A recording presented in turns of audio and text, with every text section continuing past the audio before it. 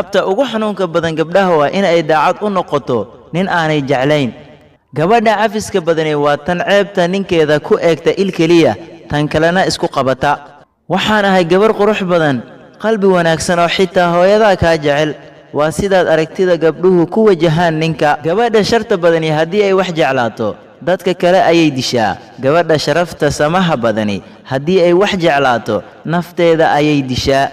Guurku waa waxa koowaad ee faqiirku ku fikiro, waxa labaad ee maalqabeenku ku fikiro, iyo waxa ugu dambeeya ee ninka aqliga badani uu ku fikiro. Haddaad aragto nin daayari oo shaqada ka hawlgabay, ogow in uu hayo shaqo kale oo jacayl la xiriira. Haddii aad doonayso inay dumarka ku jeclaadaan, u dhaqan si dadka yaabka leh.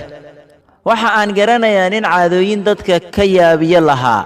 Timaha wuu la bixi jiray, dharka xagaaga ku habboon jiilaalka ayuu xiran jiray, dharka dugsoon ee qaboobaha xilliga kuleelka ayuu xiran jiray. Ninkaas dumarka oo dhami way ka daba dhaceen.